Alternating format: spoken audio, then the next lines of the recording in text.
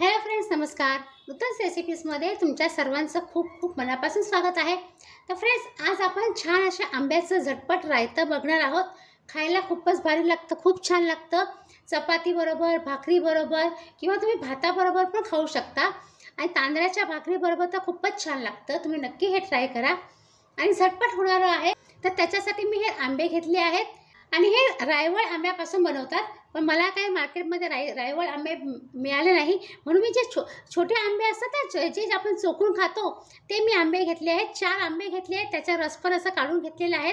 असं थोडंसं आपण असं पिळून घ्यायचं, असं व्यवस्थित असं मॅश करून घ्यायचा आंबा. जर तुम्हाला रायवळ आंबे मिळाले ना, तर तुम्ही रायवळ आंबे घेऊ शकता. आणि आता फ्रेंड्स, आपण रेसिपीकडे जाऊया. आणि रेसिपीकडे जायच्या आधी जर तुम्ही नूतन रेसिपीजमध्ये नवीन असाल आणि नूतन रेसिपीजला अजूनपर्यंत सबस्क्राईब केलं नसेल तर प्लीज तुम्ही नूतन रेसिपीजला सबस्क्राईब करा, लाईक करा, शेअर करा तुमच्या फ्रेंड सर्कलमध्ये आणि तुमच्या रिलेटिव्समध्ये. तर चला आता आपण रेसिपी स्टार्ट करूया. मी साईडला ठेवते. तर आता फ्रेंड्स, छान असं मस्त चटपटी झटपट आंब्याचं रायतं करण्यासाठी मी कढईमध्ये 2 मोठे चमचे मी तेल घेतलेलं आहे. आपण त्याच्यामध्ये मस्टर्ड सीड्स म्हणजे मोहरी ॲड केलेली आहे. मोहरी तडतडली की आपण जिरं ॲड करायचं आहे आणि मी हे 4 ते 5 लसूण असं ठेचून घेतलेलं आहे, ते मी ॲड करते आहे. लसूण ठेचून टाकलं ना तर त्याचा टेस्ट खूप छान लागतो. कढीपत्ता आपण ॲड करूया. थोडंसं मी हिंग ॲड करते आहे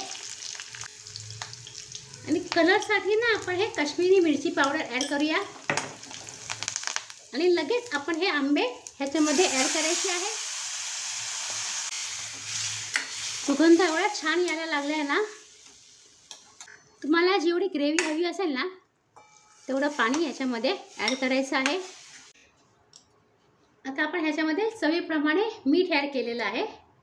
थोडीशी आपण हळद पावडर ॲड करूया आणि तिखटासाठी आपण हे लाल मिरची पावडर ॲड केलेली आहे. तुम्ही किती तिखट खाता त्याप्रमाणे लाल मिरची पावडर ॲड करा. छान असं आपण ढवळून घ्यायचं आहे.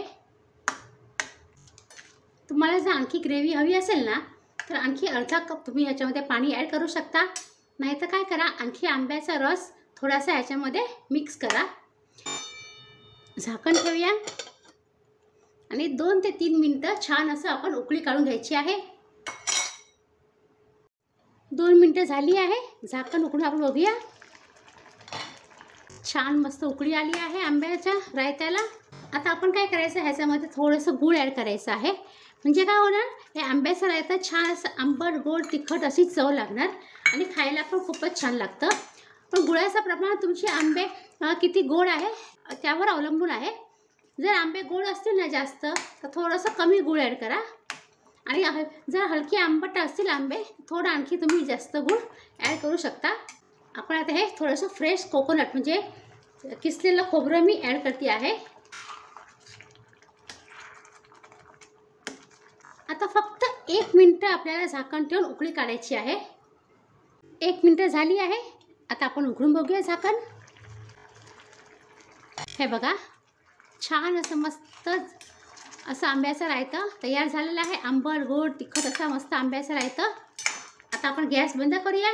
तुम्हाला जर आणखी तिखट हवं असेल तर तुम्ही आणखी लाल मिरची पावडर ह्याच्यामध्ये ॲड करू शकता. आता आपण सर्व करूया.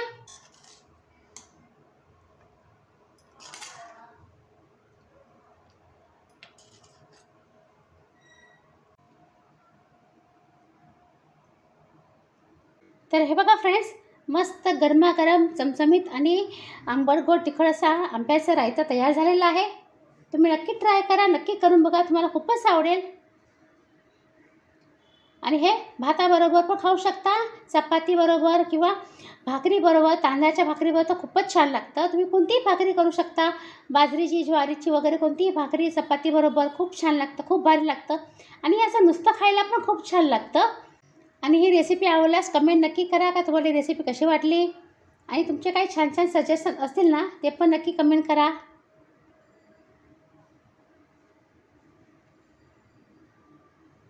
तर चला फ्रेंड्स, आता आपण पुन्हा भेटूया अशा छान छान रेसिपीसह. तोपर्यंत बाय बाय. आणि हा व्हिडिओ पूर्ण बघितल्याबद्दल तुमचा खूप खूप धन्यवाद.